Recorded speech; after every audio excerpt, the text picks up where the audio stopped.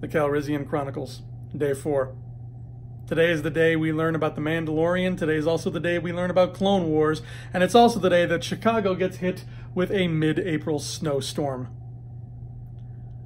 Bring it on. So if you'll remember back a million years ago, I made that little video about Star Wars Kids and Star Wars missions and how much fun I had. And I talked about how Star Wars Kids magazine had the most beautiful illustrations by a guy named Chris Trevis, and I just loved all the drawings he did. Well, guess what? Guess what? That's him right behind me. That's his booth. I shook his hand, and he was very nice, and he had his drawings, and they're absolutely beautiful. This is kind of a big deal for me.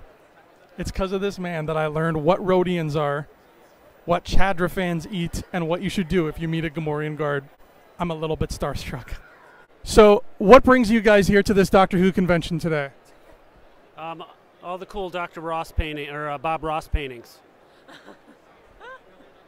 Yeah. Are you guys excited? On a scale of 1 to 47, how excited are you for the Mandalorian reveal today? 48. I like that you go above and beyond. Yeah, I was going to say 12, but 48 sounds pretty good. I'm going with 50. If the Mandalorian is successful, do you think we'll get a female-centric spin-off called the Womandalorian? I hope so. Do you think I look Mandalorian? Like, could I possibly be the guy behind the helmet? Do you think it's me? Possibly, yeah. Absolutely, yes.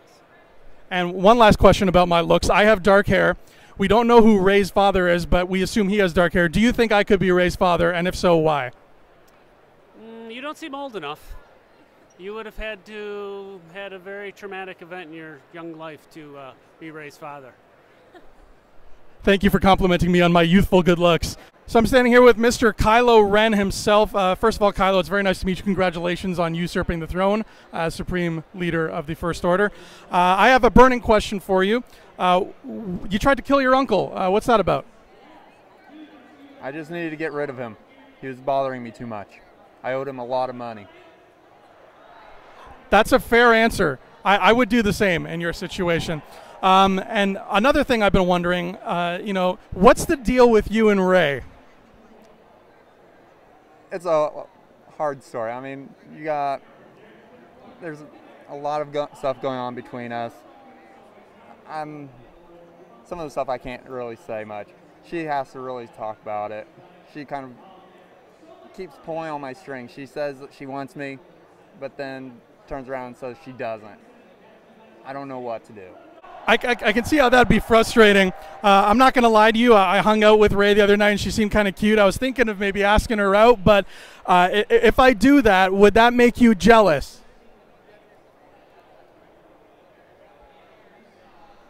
They weren't kidding when they said jealousy was the path to the dark side. Do you have anything to say to the people who are coming to Star Wars Celebration hoping and praying that you get redeemed at some point? Redeemed? I am the ruler of the galaxy. What do I need to be redeemed for? Exactly, people. Exactly. So look who I found. Rebel Watch was just running around watching Rebels because that's kind of their thing. Guys, you were in a privileged position this morning, weren't you? Can I say something before we start out? Can I say hello, scumbags? Because I feel like this is the only place you could say that with confidence, right? Yeah. But yeah, we were. We got to see, we went to the Mandalorian panel, and it was bananas. It was bananas. I was so disappointed it was the only panel we got, and now I could not be more pleased. Yeah, it was epic. I mean, it's going to change Star Wars. There's so many good things coming from it. Yeah. Practical effects. Jon Favreau, Dave Filoni were like best friends. So, I mean, it feels like they're best friends. Yeah. I don't know. It is. It does. It was so epic. There's so many cool things happening. It's going to be amazing. Absolutely. It's going to be amazing. Absolutely. So. Now, I don't know about you guys, but hearing the way Jon Favreau talked with Filoni, like you're saying, like that camaraderie, does that give you hope for the future that maybe one day, in some wonderful future, one of us might be writing a Star Wars of our very own? So when he was talking about the writing process for him, and that he'd had like a third of the series done before he even pitched it to Disney pretty much, and that on Christmas he was writing, and that when he was directing scenes he was, crying in moments because it meant so much to him. It made me think of this guy. Yeah. as a great storyteller and just a mind bigger than this room, I absolutely think there is, man. I mean, he's had a lot of, he knows a lot of people and he's done a lot of cool things, but just to be a fan, I mean, you have to be a fan to write it, and that just comes through when he was talking. Yeah, I think, I mean, I wrote their friendship. It kind of reminded me of like our friendship, and I was like, holy smokes, like that's so cool. And then you've got talented people like. Just the collaboration process too, those guys collaborating, like us getting to talk to like Andrew and Rebel Scum and the other podcast here and all that stuff. There's so many different collective minds like theorizing and talking about stuff. It's fantastic, and I am so on a high right now. I don't even know what to say. It's just, it's amazing. It's amazing. Absolutely. So let me put you on the spot here for a second. Please do. Let's say Lucasfilm called you right now and said, you can write anything. It can be a movie, a TV show, a comic, a book, a tattoo, something Star Wars related. You can write a script for it. Yes. What are you pitching to Kathleen? Okay. All right. So I am probably going to pitch the return of Wicket. I've said it. I've been going for this for a long time. I think you should bring the Ewoks. And actually, I said it's already going to be done because they're actually bringing him back in Episode 9. They've already taken my idea. Maybe I pitched it to them already. I don't know. But like, it's amazing. I don't know. I think Ewoks are back, and if they're not, then I will be over there at Lucasfilm pitching this idea Tuesday, okay? Can I say that we actually, I mean, Jon Favreau said that Caravan of Courage was an inspiration for The Mandalorian. Yes. So, who knows what we could see, a bounty hunter Ewok. How wicked would that be? Yeah, man, I don't know, because I've always kind of wanted to see a little after Order 66, which that's why Fallen Order is so, it's going to be so satisfying. And I had such an emotional connection to it, the burden that this Jedi is going to be carrying with him. That's what I would have pitched, but it's happening. So I'm relieved. So they're doing a great job. They're already doing what Star Wars fans would want them to do. So we'll have to start thinking outside the box a little bit more, But absolutely. I don't know. Yeah, it's a great question though. That's great. Yeah. Now, you guys you were in the panel itself, so you got to see everything that the folks watching the live streams at home, they missed out on some stuff without, spoiling stuff, because it's fun to be tantalizing about it. You can kind of play Dave Filoni's advocate right now. Describe what you saw in as sneaky a way as possible. That's quite the burden now that I realize we're sharing the load. Sharing the load, we are. This is grungier than anything you've ever seen in Star Wars. It's what I just said on a little clip we did. If you thought Rogue One did a great job of capturing that sacrifice and a grittiness and a darkness in Star Wars, this elevates that. It elevates it. It's a more mature audience for The Mandalorian. Couldn't be more excited. Yeah. The only thing that they kind of talked about this, the mission, I'm gonna say one thing. His bounty is so secretive. Yeah. I mean, we have no idea. It's probably going to be a huge bombshell when we find out who he's actually after. Yeah. So they saved that. I think that might be an actual trailer thing later, or they're not going to tell us anything, and that's going to be like a bomb, shell at the end of Episode 1. They're setting this up so well. It was grungy. There's some really epic. There's so many little nuggets for those. People who have been around since '77 watching this and who love the originals. There are so many things in there that I saw that I was like, oh my! I mean, and they're real, just subtle nods. They're not shoving it in your face. It's like you can be happy about that, and then a younger audience can come in and enjoy it. So it's fantastic. I don't know. Was that pretty sneaky? I mean, I didn't really say. I wanted to drop a bombshell, but I don't know. Well, yeah, we'll let people enjoy that as well. But it was. I am speechless after it. I felt. I was on a roller coaster ride for 3 minutes of them showing a clip that I had no context to. I didn't know the plot. I didn't know the story. And there were moments of humor. There was quite a bit of laughter and moments that really tied in those 40 years of Star Wars, and everyone caught on to the joke. And then the next moment, we're in a very serious, tense, exhilarating moment with the music. And there wasn't a ton of action or anything, but you were on your seat the whole time. It was so intense. I mean, you felt like at any second somebody could die. I mean, it was so intense. I was like, whoa. So I don't know. That's all I can really say. It's without giving much more away. Okay, let's play Never Tell Me the Odds, all right? All right. What are the odds that the bounty the Mandalorian is after, or a bounty he's after in the show, is Maz Kanata? Wow. So went for that. Oh my Okay. God. Yeah. What? The odds? I don't know.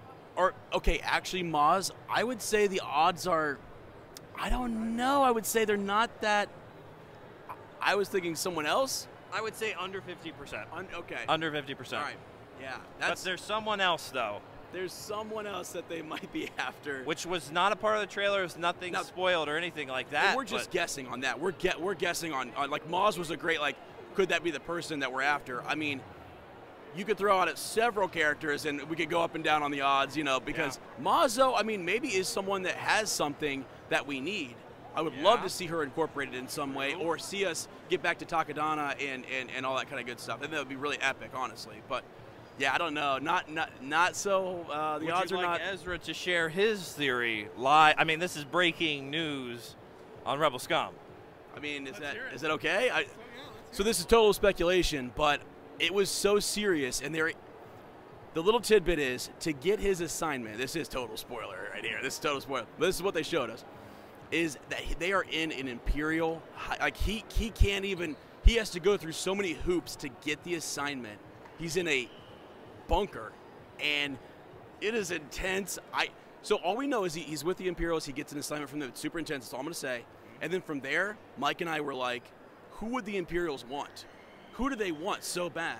You know what I mean? Bring it all back. Who could bring everything together? Go back to, like, some of this legend stuff, and, like, who does the Empire need right now to maybe, you know, I don't know, pull some of this together. So maybe they're seeking out Thrawn. I don't know. Maybe they're I don't know what they're doing. That's a guess. We're not sure. But I thought, dang, that would be epic. Even if he went and attempted it, because we're out in the outer rim. We're out in the backwater planets. I mean, so it could be. I don't know. I like that guess a lot. All right, thank you so much, Rebel Watch, for filling us in on that awesome panel. May the Force be with you, gentlemen. I'm back in the hotel. I just got back from the Clone Wars panel, which finished off day 4. And let me tell you something about this Clone Wars panel. This put something into perspective from my point of view anyway. It reminded me that there is a whole generation of Star Wars fans out there, a whole generation younger than me, who grew up watching the Clone Wars cartoon as like one of their Saturday morning cartoons. Like it was their Power Rangers. Power Rangers is not a cartoon, Andrew. Way to make a good comparison. But you know what I mean. We 90s kids, we had the Power Rangers, we had Stop the Smoggies, we had Captain Planet and the Planeteers, we had the Teenage Mutant Ninja Turtles, but this generation had, among other things, the Clone Wars. They grew up with a Star Wars, they are the first generation to grow up with a Star Wars animated series, and that was just beautiful to see them react, because these people, let me tell you, these people reacted to the Clone Wars panel in ways that I don't think I am capable of reacting, and I mean that in a good way. Like, they are so enamored with the show, and it has such an like a nostalgic feel for them. It's so nostalgic for them because it's their childhood. People treated the Clone Wars as their childhood, which it was. And I totally forgot that that is a generation of Star Wars fans that exists out there. And it was beautiful to cap off day 4, reminding myself that Star Wars has touched so many people from so many different age groups all across the globe. But day 4 is over. One more day remains. Tomorrow, the 20th anniversary panel of The Phantom Menace. I'll see you there. Hey scumbags, thanks for watching. Don't forget to give us a thumbs up on our video. As always, please subscribe to our YouTube channel, Rebel Scum Podcast, for all the latest videos.